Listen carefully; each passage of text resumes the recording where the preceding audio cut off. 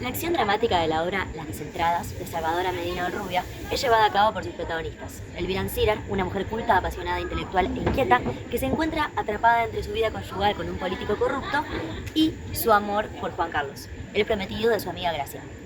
La acción dramática de esta obra se centra en la lucha de Elvira por liberarse de las ataduras sociales y personales que la oprimen, enfrentando así las consecuencias de sus decisiones en un contexto social que no tolera la transgresión de las normas impuestas. A lo largo de la obra, Elvira cuestiona el mandato del matrimonio, los mandatos impuestos sobre las mujeres y las convenciones sociales de su tiempo. La obra gira en torno al conflicto entre el deseo individual de libertad, amor y autenticidad y las presiones sociales, políticas y morales que imponen un rol tradicional a las mujeres. La acción dramática central es el proceso de emancipación emocional e intelectual de Elvira, enfrentando tanto las ataduras del amor como las de la estructura patriarcal. A través de ella, Medina Rubia plantea una crítica al lugar de la mujer en la sociedad de su tiempo, proponiendo la solidaridad entre mujeres como una fuerza subversiva frente al orden establecido. Elvira va a sacrificarse, desnaturalizarse. Se va a correr de su rol de mujer en tanto resigna sus deseos, a la vez que renuncia a cumplir la función social femenina primordial: enamorarse, formar una familia, ser madre. Resignar sus deseos es también correrse del lugar, del centro, aceptar una vida al margen de lo preestablecido y elegir desde ella. Podemos pensar que el nombre de la obra, Las Desentradas, se debe a esta marginalidad, a ser mujeres que no encajan en su entorno social ni en su época y que luchan por convertirse en autoras y protagonistas de sus propias vidas. Escena número 16. La protagonista, Elvira, le va a comunicar a su única aliada, que es Gloria, su decisión de dejar a Juan Carlos. Juan Carlos es el hombre por el cual ella está enamorada, porque en él ella siente una pasión, pero al mismo tiempo es el hombre del que está enamorado su amiga Gracia. Y al mismo tiempo, el concepto de Juan Carlos la lleva a un concepto de lo que es la convención social, de lo que se espera de la mujer, qué es lo que se espera de ella. Y ella al mismo tiempo desea liberarse de esto. Ella quiere ser una mujer libre y Juan Carlos de alguna manera la ata. Entonces, en esta escena, Elvira lo que le va a plantear a Gloria es la decisión de ser una mujer libre, de poder abandonar todo esto que siente. Y acá podemos ver una contradicción. La escena es llevada por la acción dramática de la contradicción. No es solamente una simple conversación, como diría Raúl Serrano. Acá se encuentra lo que hace complejo al personaje de Elvira, que es la contradicción entre lo que ella quiere y sus deseos con lo que es realmente ético y lo que realmente debe ser. O sea, ella debe ser libre, ella le debe ceder el lugar a Gracia, que es la menor, que es su amiga, y nada, y no seguir las convenciones sociales de ser una mujer, de formar una familia con Juan Carlos, de casarse, sino de ser una mujer independiente. En esta escena se va a terminar desencadenando todo lo que conlleva esta decisión. Para Mukarovsky, cualquier objeto puede ser portador de una función estética, porque la función estética es en sí misma una relación dinámica, socialmente determinada y evolutiva que puede manifestarse en cualquier fenómeno.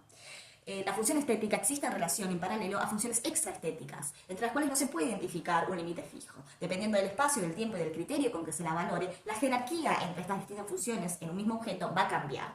La norma estética, por su parte, es lo que regula las funciones estéticas, pero no se trata tampoco de una estructura fija y rígida, sino de un fenómeno dialéctico, ¿no? Un fenómeno que aloja sus propias contradicciones y que la cristalización de esas contradicciones es lo que va a hacer que mute. Por eso Mukarovsky plantea que la condición del arte es que la norma estética se vea transgredida, porque así es precisamente como evoluciona. Para nuestro proyecto de puesta en escena, de la escena 16 de Las Desentradas, nosotros elegimos que esta se desarrolle en un atardecer, en el contexto de un atardecer en el delta del Tigre. El fenómeno del atardecer en sí mismo ya porta de por sí una función estética, ¿no? Porque el atardecer es considerado uno de los hechos más prodigiosos de la naturaleza, en tanto belleza y exponente de belleza y armonía. Pero esta función se tensa al aparecer como contexto de la acción de renuncia de Elvira, ¿no? Del personaje de Elvira, que está tenida, ¿no? Por la amargura de su realización, ¿no? De lo que Elvira se da cuenta de cuál es el lugar en la sociedad que puede tener una mujer como ella, y también por el dolor de la pérdida de Juan Carlos. La luz dorada del atardecer también remite a cierto imaginario religioso, porque convive en la escena con la idea de sacrificio, ¿no? Y cierta imagen de la mujer abnegada que tiene que renunciar. Por otra parte, la función del atardecer como espectáculo de la naturaleza se reactualiza en vista de los tópicos que circulan en la escena alrededor precisamente de la representación del teatro dentro del teatro, que es algo de lo que hablan Gloria y Elvira. La figura de la mujer aparece como un papel que se tiene que desempeñar. Y Elvira lo que elige precisamente en esta escena es interpretar para Juan Carlos y para la sociedad en todo su conjunto, a fin de cuentas, el papel de una mujer vil, cruel. Es un papel que tiene que interpretar en contra de su propia voluntad, en contra de su propio deseo, porque porque ella quiere en realidad es ser una mujer que participa de la institución familiar, de la maternidad, del amor, del matrimonio. Pero ella se da cuenta que ese rol no le corresponde a ella, sino a alguien como Gracia. También podemos pensar en la función extraestética de la luz, que es la función de iluminar simplemente, y cómo eso opera en el sentido de la escena si pensamos que esta empieza con la luz del atardecer y para cuando termina está sumida en la oscuridad de la noche. Podemos pensar que para Elvira la escena constituye también un pasaje a la oscuridad, por su dolor y por un lado, y también por este nuevo papel que tiene que interpretar para Juan Carlos en la escena inmediatamente posterior. En nuestra propuesta, el acto 3 se desarrolla en una casa heredada por Gloria. La ubicamos en el delta de Tigre. La casa es antigua y está deteriorada. Las paredes se ven erosionadas, tienen humedad y el empapelado desgastado. El paso del tiempo también se encuentran en algunos elementos de la decoración, como cuadros religiosos, cruces cristianas y candelabros. En convivencia con los objetos anteriores hay elementos actuales y propios de cada personaje, como ropa tirada sobre sillones, un hacha y leña cortada para la salamandra, una computadora e impresora. En el suelo hay una alfombra de papeles descartados. En el fondo, de distintas partes de la escenografía se ven cajas embaladas. Ubicar la casa en el delta, un territorio rodeado de agua, accesible solo por medios inestables como barcos, botes, kayaks, en suma con la escenografía, puertas y ventanas abiertas, papeles que se hacen de alfombra, cajas de mudanza en diferentes puntos, refuerza la idea de que los personajes están en un momento de transformación, con un presente incómodo y un futuro incierto. Es un espacio que niega la fijeza, un umbral entre estructuras antiguas que resisten y formas nuevas que no terminan de consolidarse. Al elegir una casa heredada y deteriorada, en conjunto con los elementos religiosos y de época, ya no tienen una función decorativa y hace referencia a un sector más pudiente de la sociedad, un sector que conserva buenos valores. Ahora, según Mukarovsky, adquieren una función estética, o sea, carga de sentido simbólico a los objetos.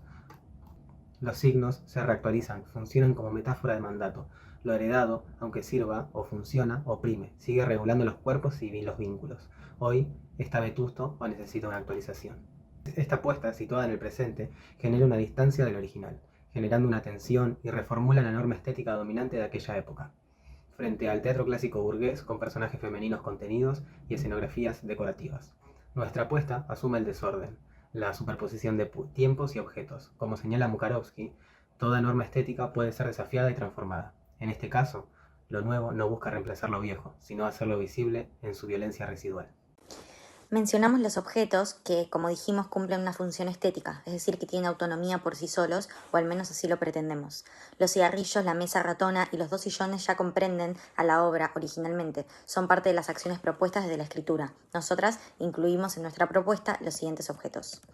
Un hacha y leña dentro del living. Al ser un espacio que no representa lo que suele representar un living, es decir, que está propuesto como un lugar de transición de lo que fue y de lo que aún no es, también es un espacio donde las actividades de la afuera pueden hallarse. También un kayak, que se encuentra mitad afuera, mitad adentro, enfatizando quizás el mundo de la afuera, que se adentra a la casa, o mismo ese espacio que no es un living, pero tampoco es otra cosa.